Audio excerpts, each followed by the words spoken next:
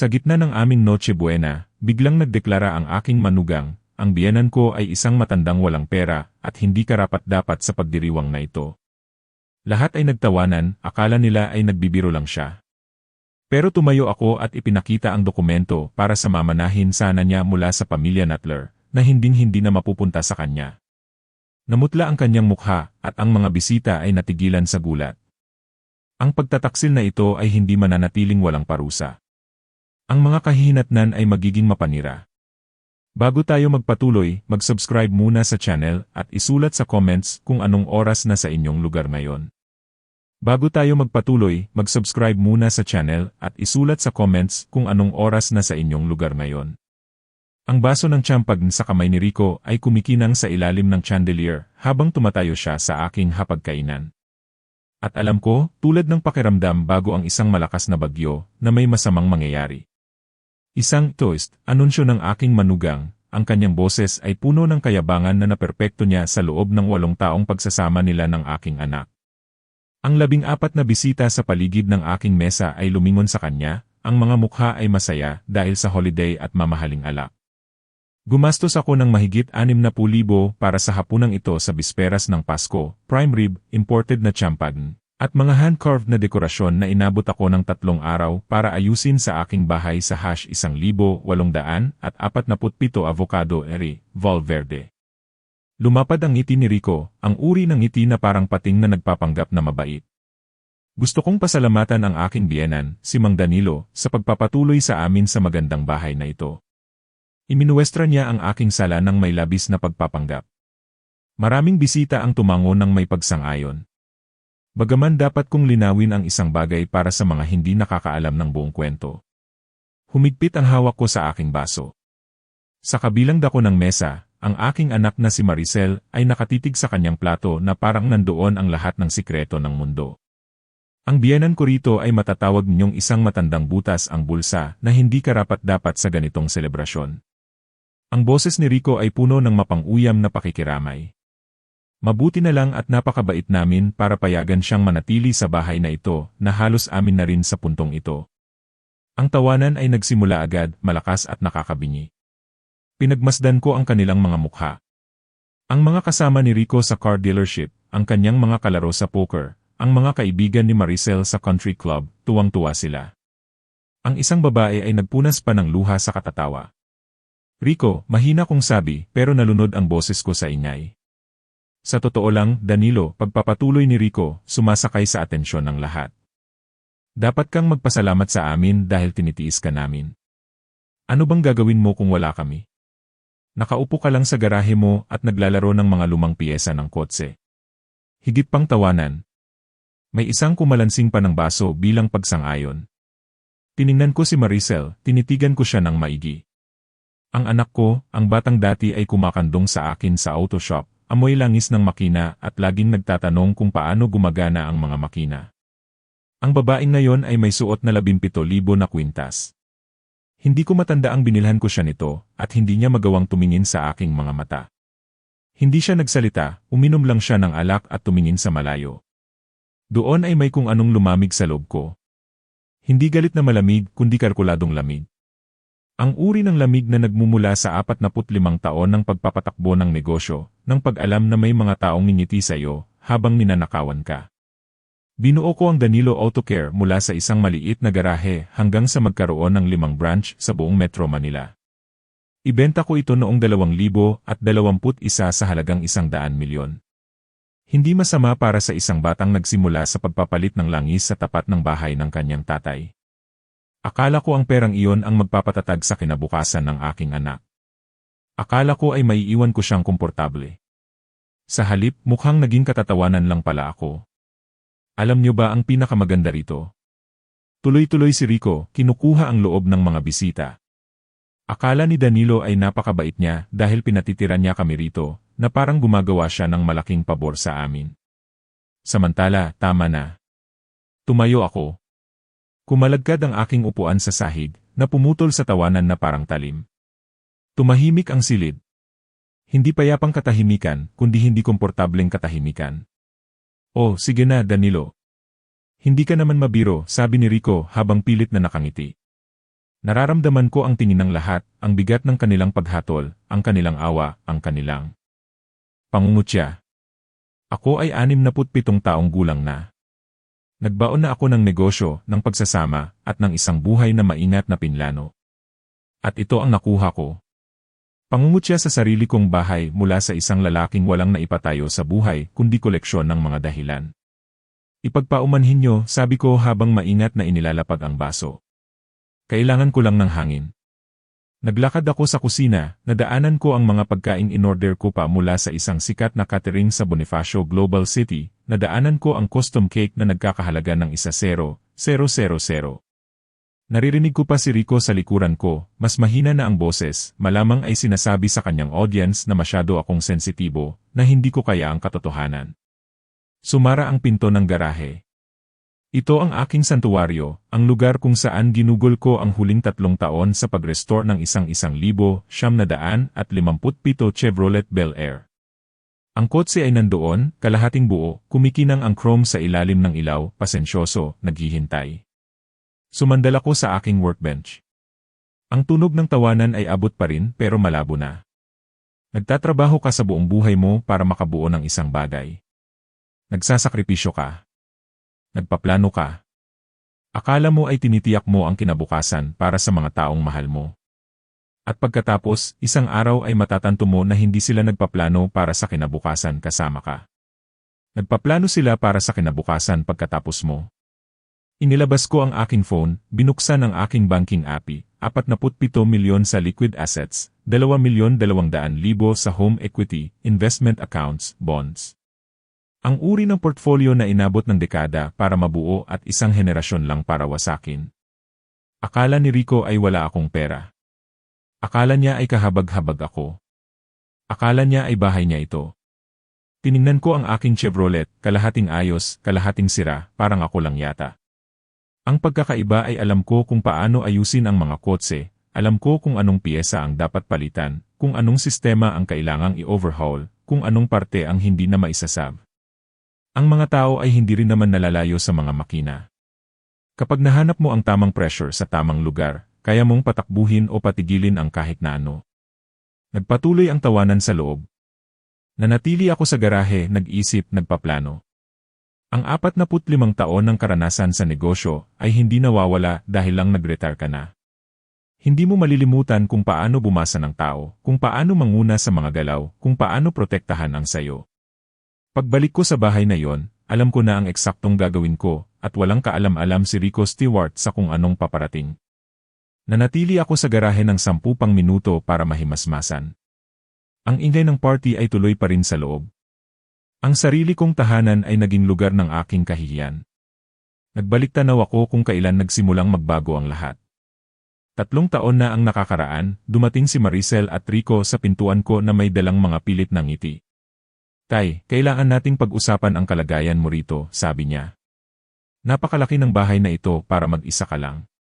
Paano kung may mangyari sa'yo?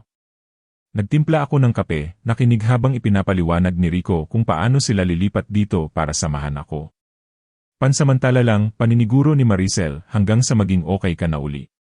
Iyon ang unang pagkakamali ko, ang hindi pagkilala sa isang panloloko na binalot sa pagkukunwaring pag-aalala ng pamilya. Pagkalipas ng 6 na buwan, dumating ang pangalawang pagkakamali. Hiniling ni Maricel na gamitin ang credit card ko para sa groceries. Mas madali kaysa mag-handle ng maraming card, sabi niya. Ipinahiram ko ito, nagtiwala ako sa kanya.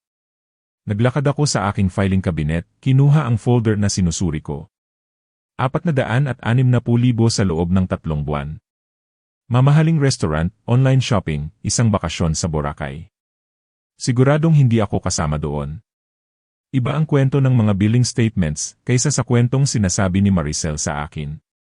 Inisip ko si Rico 8 taon na ang nakakaraan. Gwapo, mabulaklak magsalita, pero masaya si Maricel noon. Nakita ko siyang nag-propose sa aking auto shop. Sabi niya ay gusto niyang bigyang pugay ang aking pinaghirapan. Natouch ako noon. Ang kasal nila ay nagkakahalaga ng 2 milyon. Malugod ko itong binayaran. Kailan naging laso ng kanyang kabaitan? 18 buwan na ang nakakaraan. Nabanggit ko ang pagbebenta ng bahay para lumipat sa isang kondo sa Makati. Natigilan si Rico. Namutla si Maricel. Nagkatinginan sila ng may takot bago bumawi si Rico ng may ngiti. Huwag kang magbiro ng ganyan, Tay. Perfect ang bahay na ito. At saka, saan kami pupunta? Dito na kami nakabuo ng buhay. Ang kanilang buhay sa aking bahay, gamit ang aking pera. Pagkatapos noon, may mga napansin na ako. Kung paano tawagin ni Rico ang bahay na bahay namin.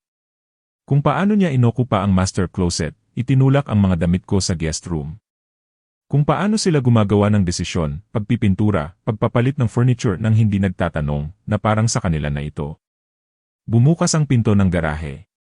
Nakatayo doon si Maricel, hindi mapakali. Tay, okay ka lang ba? Pinagmasdan ko ang kanyang mukha, hinanap ko ang batang babaeng nag-aabot sa akin ng wrench at naniniwala na kaya kong ayusin ang lahat. Okay lang ako, anak. Kailangan ko lang mapag-isa. Hindi naman sinasadya ni Rico na sinadya niya. Walang galit, katotohanan lang. Seryoso siya sa bawat salitang sinabi niya. Pinilipit niya ang kanyang mga kamay. Sa isang sandali, akala ko ay may sasabihin siyang totoo. Sa halip, masyado ka lang sensitibo. Biro lang iyon. Papasok na ako. I-enjoy mo ang party. Nag-atubili siya bago umalis. Tiningnan ko ang garahe ko, ang 50 taon ng mga gamit. Ang Chevrolet na inabot ako ng 3 taon sa pag-restore, ang sahig na may mansa ng dekadang trabaho. Ang isang tao ay gumugugol ng buhay para bumuo. Minsan, kailangang gibain ang sira bago makapagtayo uli. Naglakad ako sa aking tool chest, binuksan ang pinakaibabang drawer. Sa ilalim ng mga basahan ay may Manila folder, trust documents, 56 milyon para kay Maricel at Rico, lahat ng pinagtrabahuhan ko. Kinuha ko ito, hinawakan. Pagkatapos ay bumalik ako sa dining room kung saan 14 na tao ang nagtatapos na sa dessert. Unang nakakita sa akin si Rico. Ang kanyang ngiti ay parang nanalo. Ipinatong ko ang folder sa mesa. Rico, sabi ko, lumakas ang boses ko sa biglang katahimikan. Tama ka. Lalong lumapad ang ngiti niya. Isa nga akong matandang walang pera. Binuksan ko ang folder, inilabas ang mga trust documents. Lalo na ngayon. Itinaas ko ang mga papel. Official seals, pirma na may petsang Nobyembre 24, 2024. Ito ay isang trust deed para sa 56 milyon na nakalaang ilipat sa inyo ni Maricel pagpanaw ko. Ang inyong mana. Ang mukha ni Rico ay nagbago mula sa pagkalito, hanggang sa ma-realize niya ang lahat, hanggang sa takot. Sana, pag-ulit ko, past tense na. Pagkatapos ay pinunit ko ang mga dokumento sa gitna. Ang tunog ng pagpunit ay umalingaw-ngaw sa katahimikan. Pinunit ko uli. At uli. Hinayaan kong mahulog ang mga piraso na parang nyebe. Tama ka sa isang bagay, Rico. Wala na akong pera ngayon dahil hinding-hindi na makakakita ng bangko ang mga papel na ito. May napasinghap. Nakita ko ang pagkawala ng kulay sa mukha ni Rico, nakita ko ang pagbukasara ng kanyang bibig, nakita ko ang pagguho ng ekspresyon ng aking anak. Merry Christmas, sabi ko. Pagkatapos ay lumabas ako sa kusina, pabalik sa garahe. Sa pagkakataong ito, nilock ko ang pinto. Naupo ako sa aking Chevrolet, nakahawak ang mga kamay sa manibela. Mula sa dingding, narinig ko ang kaguluhan, malalakas na boses, ang pagsigaw ni Rico, ang pagkaladkad ng mga upuan, at ang pagbagsak ng pinto, habang nagtatakbuhan ang mga bisita. Naupo ako sa dilim at naramdaman ang isang bagay na 3 taon ko nang hindi nararamdaman, kalayaan. Akala nila ay mahina ako, tanga, at madaling utuin hanggang sa mamatay ako at maiwan sa kanila ang lahat. Wala silang ideya kung sino ang kinakalaban nila. Inilabas ko ang aking phone, hinanap ang number ni attorney. Roberto, ang estate attorney. May appointment kami sa Enero 2. Inilipat ko ito sa Disyembre 27. Pagkatapos ay tinawagan ko si Lucas, isang private investigator na ginagamit ko dati para sa business background checks. Lucas, si Danilo ito. Kailangan kong paimbestigahan ang manugang ko, si Rico Stewart. Lahat finances, trabaho, digital footprint. Kailangan kong malaman kung sino talaga ang kinakaharap ko. Ang bayad niya ay 200,000 para sa isang komprehensibong report sa loob ng 2 linggo. Mura na yon para sa halaga ng impormasyon. Naupo ako habang nanunumbalik ang katahimikan sa bahay. Tapos na ang party. Si Rico at Maricel ay malamang na nasa kwarto nila, nag-aaway o nagpapanik. Wala akong pakialam. Bukas ay Pasko. Ang hangin ay magiging lason dahil sa mga hindi masabing bintang. Susubukan ni Rico na ayusin ito, gagamitin ang kanyang charm. Hahayaan ko siyang maniwala na magtatagumpay siya hanggang sa sandaling wasakin ko siya. Ang Chevrolet ay nanatiling pasensyoso sa tabi ko. Hinaplos ko ang dashboard. Ikaw at ako, bulong ko. Oras na para sa isang kumpletong restoration. Pero bago yon, kailangan muna ng maingat na disassembly. Hindi mo mabubuo ng tama ang isang bagay hanggat hindi mo ito kinakalas ng buo. Tukuyin ang bawat sirang piyesa, bawat kahinaan, bawat depekto.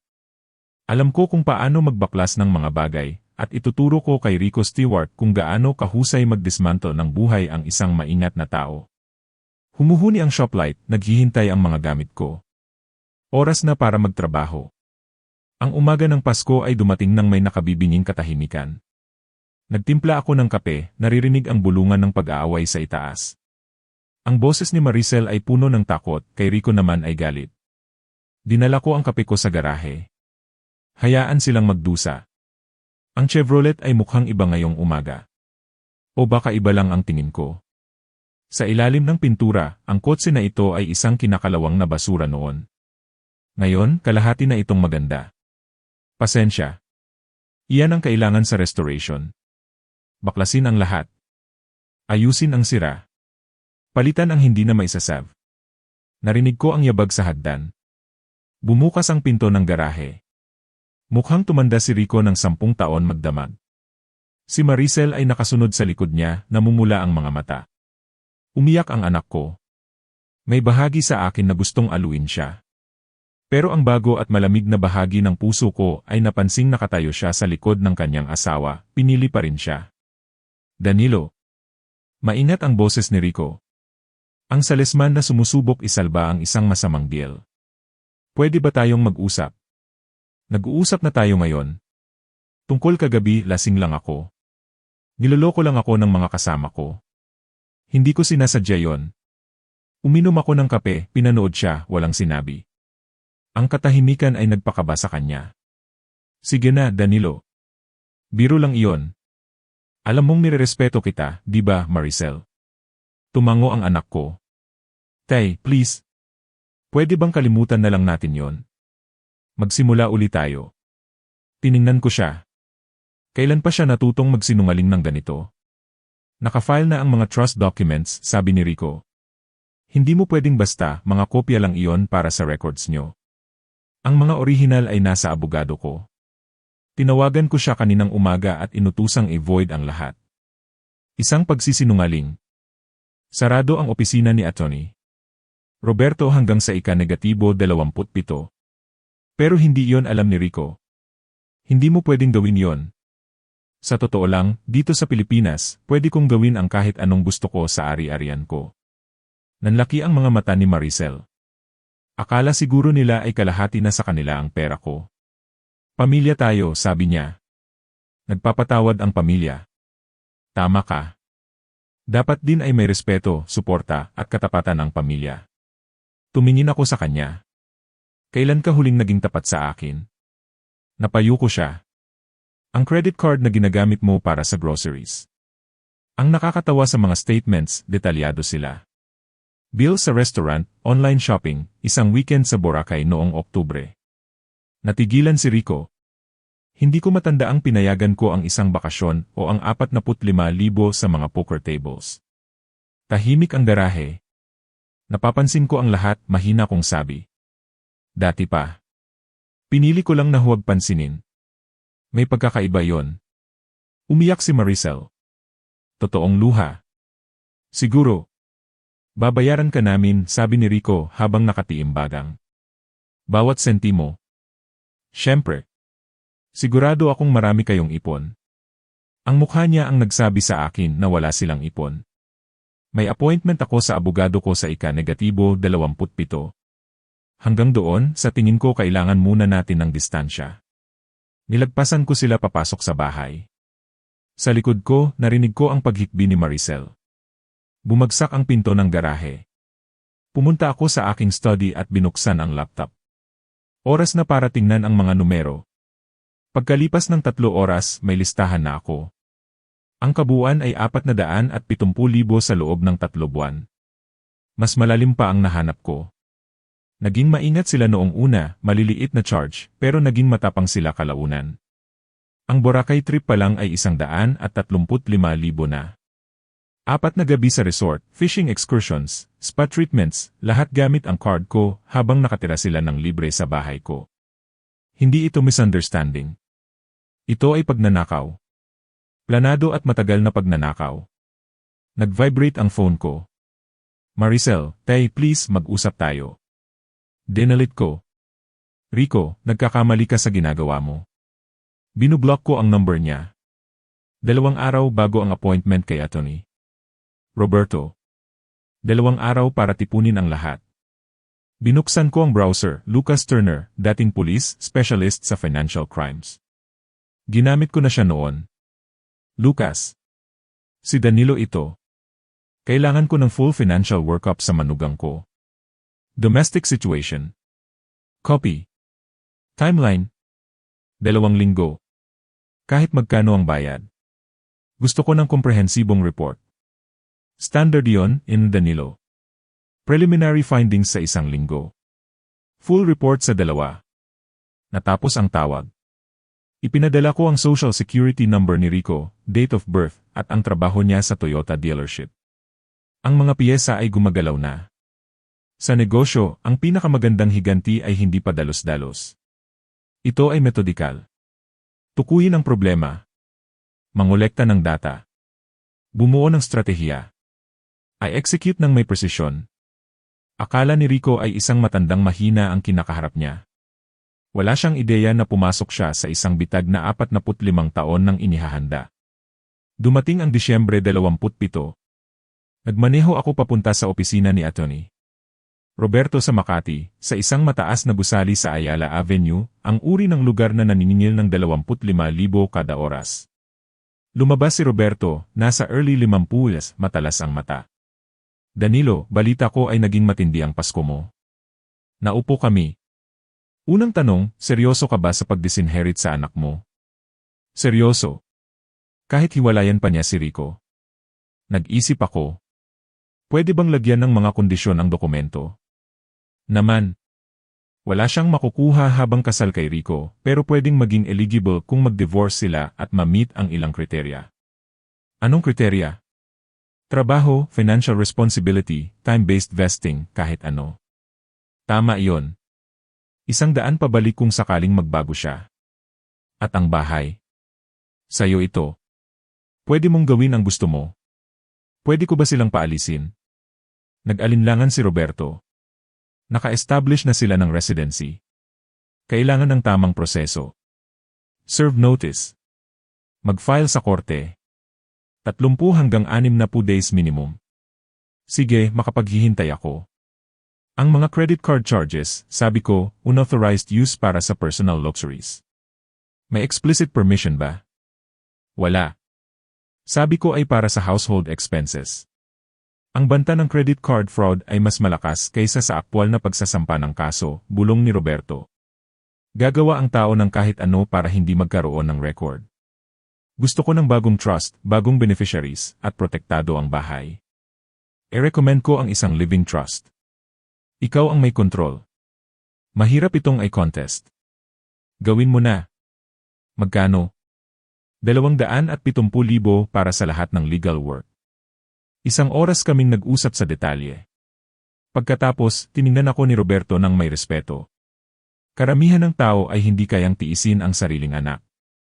Mukhang napakalmado mo. Hindi ito tungkol sa galit. Ito ay tungkol sa realidad. Pumili ang anak ko.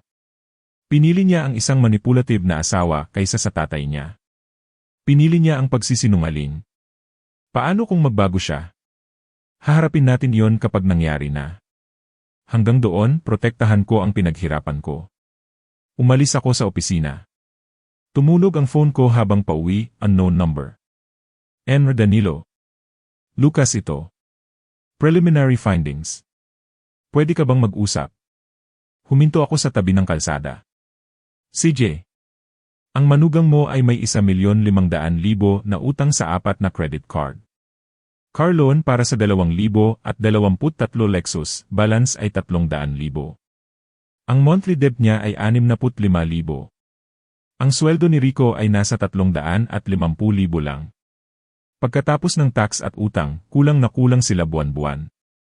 Kaya pala ginagamit ang card mo para makahabol. May iba pa ba? Naghahanap siya ng mga property sa halagang 30 milyon hanggang 35 milyon. Nagsimula noong Oktubre. Sa mga mamahaling neighborhood tulad ng sayo. Nagpaplano silang bumili o nagpaplanong manahin ang bahay ko at ibenta. Pagbaba ko ng phone, tinitigan ko ang aking bahay. Bawat hollow block ay binayaran ng dekadang pawis, at sa isip nila ay converted na ito into their nest egg. Inisip ko ang mukha ni Rico noong pinunit ko ang mga papel. Takot, pero sa ilalim noon ay galit. Ang galit ng isang taong umaasa sa perang akala niya ay sa kanya na.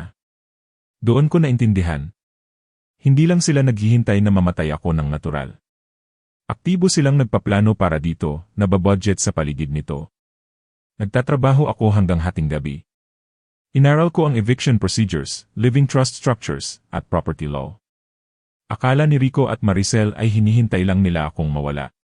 Hindi nila alam na hindi na ako galit. Ako ay strategic na ngayon at iyon ang mas mapanganib. Bandang 1 oras tiningnan ko ang garahe mula sa bintana. Ang Chevrolet ay naghihintay. Tinuruan ako ng kotsing iyon, ang restoration ay hindi lang tungkol sa pag-aayos ng sira. Ito ay tungkol sa pag-alis ng lahat ng hindi kailangan, pagpunta sa core, at pagbuo nito ng tama. Minsan, kailangang putulin ang kalawang, kahit ang kalawang na iyon ay mukhang pamilya. Pagdating ng full report ni Lucas, malalaman ko kung gaano kalalim ang sira. At sa sandaling matapos ako, maintindihan ni Rico at Maricel kung ano ang ibig sabihin ng maliitin ang isang lalaking nagsimula sa wala. Enero 15 nang makuha ko ang full report ni Lucas. Nagkita kami sa isang coffee shop sa Quezon City.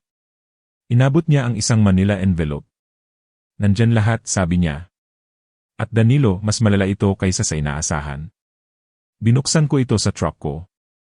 43 pages ng ebidensya, bank statements, text transcripts, email exchanges. Malinaw ang lahat. Hindi lang basta nagpabaya si Rico sa pera ko. Naging sistematiko siya. Ang 2,400,000 ay ang nahuli ko lang. Nakahanap pa si Lucas ng 5 milyon sa cash advances at wire transfers na hindi ko napansin. Ang kabuang pagnanakaw sa loob ng 2 taon ay mahigit 7 milyon. Pero ang mga text messages, doon nanigas ang dugo ko. Oktubre 12, sa isang nagngangalang Kyle, hindi na magtatagal ang matanda. Ang bahay pa lang ay worth mahigit 30 milyon, bukod pa sa cash na nakatago. Nobyembre 3, nakausap ko na ang realtor. Kung mabibenta natin ng 32 milyon, makaka-clear tayo ng 28 milyon pagkatapos ng fees. Sapat na yon para mayahon tayo sa utang. Disyembre 8, naghihinala na siya sa card. Baka kailangang pabilisin ang mga bagay-bagay. Sagot ni Kyle, anong sinasabi mo, Rico? Wala. Sinasabi ko lang. Nature takes its course. Minsan kailangan ng konting tulong. 3 beses ko itong binasa. Bawat basa ay lalong lumalamig. Ang manugang ko ay hindi lang naghihintay sa kamatayan ko, pinag-iisipan niyang sipabilisin ito. Nagmaneho ako agad sa opisina ni Atty. Roberto. Basahin mo ang page 32, sabi ko. Nagbago ang ekspresyon niya mula sa pagkagulat hanggang sa profesional na galit. Ito ay banta sa buhay, sabi ko. Kailangang kumilos ng mabilis, sagot ni Roberto. Irrevocable Living Trust. Lahat mapupunta sa isang charitable fund. Gusto ko itong matapos ngayong linggo. Matindi iyon. Mas matindi ang planuhin ang kamatayan ng biyenan mo. 3 oras kaming nagplano. Tinawag ni Roberto si Cynthia, isang notaryo. Gusto ni Emer Danilo na ilipat ang lahat ng assets sa isang irrevocable structure, charitable beneficiary. Paliwanag ni Roberto. Tumango si Cynthia. Sa batas ng Pilipinas, kapag sinabing irrevocable, hindi mo na ito pwedeng bawiin. Naiintindihan ko. Inilista ko ang mga ari-arian, pagbebenta ng Danilo Auto Care 100 milyon, liquid assets 29 milyon, ang bahay sa Valverde 30 milyon, investment accounts 12 milyon. Kabuang halaga, mahigit 170 milyon. At gusto mong mapunta ang lahat sa isang charity, tanong ni Cynthia. Sa Danilo Automotive Education Fund. Scholarship para sa mga batang mekaniko. 1,400,000 kada scholar taon-taon. Sapat para sa trade school, mga gamit, at gastusin sa unang taon.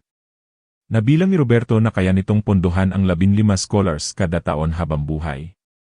Napakaganda niyan, sabi ni Cynthia. Paano ang anak mo? Pinili niya ang asawa niyang tingin sa kamatayan ko ay financial opportunity. Natapos ang mga dokumento noong Enero 22. Pinirmahan ko ang lahat. Lahat ng binuo ko sa loob ng 45 taon ay nakalock na sa isang structure na hindi na mahahawakan o mamanipula ni Rico. May isa pang bagay, sabi ni Roberto. Ang pagnanakaw sa credit card. Pwede tayong magsampa ng civil suit. Ay demanda si Rico Stewart. 3,500,000 na unauthorized charges, plus interest at legal fees. Ay serve natin ito sa kalagitnaan ng Pebrero. Pauwi ako habang lumulubog ang araw sa Makati. Madilim ang bahay nang dumating ako. Wala si Rico at Maricel, malamang ay gumagastos ng perang hindi naman sa kanila. Pumunta ako sa garahe. Ang Chevrolet ay halos tapos na. Kumikinang perpekto. Inihanda ko ang mga digital recorder na binili ko sa halagang 5,000. Inilagay ko ang isa sa kusina, isa sa sala. Seguridad, ebidensya, proteksyon. Hindi na lang depensa ang ginagawa ko. Nagtitipon na ako ng bala para sa mga susunod na laban. Nakita ng process server si Rico sa Toyota dealership noong Pebrero 12. Nakaparada ako sa tapat, pinapanood ang lahat. Nakita ko ang mukha ni Rico nang iabot ang sobre. Inis muna, tapos gulat, hanggang sa naging takot nang mabasa ang laman. Namutla siya, nanginig ang mga kamay. Nilapitan siya ng kanyang manager at iniscorret papasok sa opisina. 2 oras ang lumipas, tumawag si Maricel, umiiyak. Tay, anong ginawa mo? Nadandemanda si Rico. 2.4 milyon. Baliw na ito. Baliw ba? Ang credit card statements ko ang magpapatunay. Ginamit niyo ang card ko hindi para sa bahay, kundi para sa luho niyo. Bakasyon sa Boracay. Poker. Binasa ko ang text messages niya tungkol sa pagtulong sa kalikasan para mamatay ako. Alam ko ang lahat. Namayani ang katahimikan. Dumating sila pagkalipas ng 30 minuto. Pulang-pula ang mukha ni Rico, si Maricel naman ay parang gumuho ang mundo. Inilatag ko ang mga ebidensya sa mesa. 3.5 milyon ang kabuuang ninakaw nyo sa loob ng 2 taon. Hindi ito pagnanakaw, sabi ni Rico, pinayagan mo kaming gumamit ng card. Para sa groceries, hindi para i-fund ang lifestyle nyo habang hinihintay nyo akong mamatay. Nanlaki ang mata ni Maricel. Tay, hindi naman, pinulot ko ang text printout at binasa ito ng malakas. Bawat salita. Nakita ko ang pag-realize sa mukha ng aking anak. Ito ang mangyayari, sabi ko. Itutuloy ang demanda maliban na lang kung pipirma kayo sa payment agreement, 2.8 milyon total, kasama ang legal fees. Ngayon din, notarized. Wala kaming perang ganyan, sabi ni Rico. E di sana hindi nyo ninakaw. Inilabas ko pa ang isang dokumento, bilang ng araw na ito, 0 access na kayo sa accounts ko. Lahat ay lock na. Naka-restructure na ang estate ko. Walang mana. Lahat sa charity mapupunta. Umiyak ng malakas si Maricel. Tay, huwag naman. Pinili mo siya. Pinanood mo lang siyang kutyain ako. Alam mo ang mga charges na ginagawa nyo. Ito ang mga konsekwensya. Umalis sila ng gabi na. Narinig ko ang pag-alis ng sasakyan nila. Pumunta ako sa garahe, naupo sa Chevrolet at tumawa. Hindi masamang tawa kundi tawa ng kasiyahan. Alam na nila ngayon na hindi sila nanalo sa matandang akala nila ay butas ang bulsa. Dumating ang Marso 1. Nakaschedule ang eviction notice delivery ng eksaktong 9 oras nakita ko si Rico na kumuha ng sobre mula sa process server. Halos mabitawan niya ang kape niya. Pumasok siya sa loob, tinatawag si Maricel. Pagkalipas ng 30 minuto, bumaba ako, 30 days, sabi ni Rico, nanginginig ang boses. Pinaalis mo kami sa loob ng 30 days. Iyan ang nakasulat. Bahay namin ito, sabi ni Maricel. Bahay ito. 3 taon kayong nakatira rito ng libre. Ngayon, tapos na ang usapan. Ay dedemanda ka namin, sigaw ni Rico. Sige, mag-hire kayo ng abogado. Dagdag gastos lang iyan sa inyo. Nag-hire nga si Rico ng murang abogado, si Atty. Miller. Sinubukan nilang i-dismiss ang eviction, pero sa korte noong Marso 15, agad itong ibinasura ng judge. Wala silang renta, walang lease agreement. Guest lang sila na nagtagal. Motion to dismiss denied. Ang mga defendants ay may hanggang Abril 1 para umalis. Paglabas ng korte, namumutla si Rico. Sinadya mo ito. Pinlano mo lahat. Siyempre. Akala nyo ba na itayo ko ang Danilo Autocare ng ganoon lang? Sabi ko habang nilalagpasan sila. Ang huling 2 linggo ng Marso ay puno ng tensyon. Nag-impact sila habang ako ay nag-enjoy sa pagpapaandar ng aking Chevrolet sa garahe. Abril 1, ang araw ng pag-alis. Narinig ko ang paghakot ng gamit, ang pag-iyak ni Maricel. Bandang 3 oras lumapit si Rico sa garahe. Tapos na kami. Heto ang susi. Ibinato niya ang susi, sinalo ko ito nang hindi man lang tumitingin sa kanya. Tuwang-tuwa ka sigurong makita kaming nagdurusa, sabi niya. Hindi ako natutuwa, Rico. Masaya lang ako na sa wakas ay natanggal na ang cancer sa buhay ko. Umalis ang truck nila. Nagpunta sila sa isang maliit na apartment sa Caloocan. Ang renta ay 15,000 lang pero hirap pa silang bayaran. Pumasok ako sa loob ng bahay. Tahimik. Malinis. Akin na uli. Tumawag ako kay Roberto. Nakaalis na sila. Good. One more thing, Danilo. Nabanggit ko na kay Tom Richards ang tungkol sa credit card fraud na ginawa ni Rico. Napangiti ako. Si Tom Richards ang may-ari ng dealership kung saan nagtatrabaho si Rico. Oras na para sa Move 3. Mayon na nang tumawag si Roberto. Sibat na si Rico sa dealership. Sinibak siya ni Tom pagkatapos niyang malaman ang tungkol sa fraud case. Operational restructuring daw ang dahilan para hindi mademanda ang kumpanya. Pagkalipas ng 3 oras, tumawag si Maricel, hysterical. Anong ginawa mo? Nawalan ng trabaho si Rico. Paano kami magbabayad sa settlement? Paano kami mabubuhay? Dapat naisip niyo yon bago kayo nagnakaw. Nag-file si Roberto ng wage garnishment. Kahit saan man magtrabaho si Rico, 25% ng sweldo niya ay mapupunta sa pagbabayad ng utang sa akin. Sa sobrang desperado, idinemanda ako ni Rico ng defamation, hinihingan ako ng 4 milyon para sa damages. Pero sa korte noong Hulyo, tinawanan lang ito ng judge. Wala kayong ebidensya. Motion to dismiss granted. Yellow Stewart, magbabayad ka pa ng additional 150,000 para sa legal fees ng biyenan mo. Nagwala si Rico sa loob ng korte hanggang sa inilabas siya ng mga gwardiya. Matanda kang malupit, sigaw niya. Nang gabing iyon, nakita ko si Rico sa sisi ko, nakatayo sa driveway ko, nakatingin sa bintana. Tumawag ako ng pulis. Pagdating nila, pinaalis siya. Dumating ang Agosto. Nagpasya akong ibenta ang bahay sa isang non-profit organization na tumutulong sa mga batang nag-aaral. Ibenta ko ito sa halagang 25 milyon, mura na, pero ang tax deduction at ang layunin ay mas mahalaga para sa akin. Lumipat ako sa isang modernong kondo sa Makati, overlooking the city. Doon ay mas payapa. Isang araw, dumating si Maricel. Hindi ko na siya nakilala, suot niya ang uniforme ng isang local supermarket, pagod na pagod ang mukha. Tay, patawarin mo ako, sabi niya habang umiiyak. Iniwan ko na si Rico. Nag-file na ako ng divorce. Maling-mali kami. Akala ko kasi dahil pamilya tayo, okay lang ang lahat. Pero naintindihan ko na ngayon. Pinapatawad kita, Maricel. Pero ang konsekwensya ay nandoon pa rin. Ang utang ay kailangan pa ring bayaran. Tumango siya. Naiintindihan ko. Nagtatrabaho na ako ngayon, binabayaran ko ang sarili kong bills. Mahirap pero totoong buhay ito. Oktubre 12, 2025. Ang huling hearing sa debt collection. Inutusan ng korte na hatakin ang 2023 Lexus ni Rico para maibenta at ipambayad sa utang. Namutla si Rico. Wala na akong sasakyan. Paano ako makakahanap ng trabaho? May jeep, may bus, Rico. Maraming paraan, sabi ko habang nilalagpasan siya.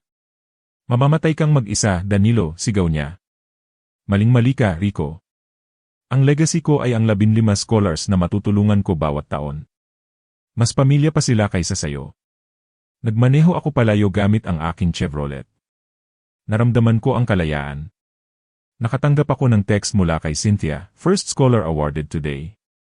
Isang 18-year-old single mom na gustong maging mekaniko. Napangiti ako.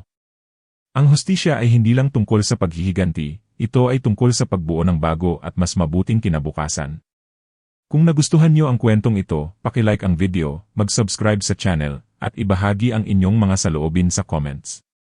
Para makinig sa susunod na kwento, ay click ang box sa kaliwa. Maraming salamat sa panonood.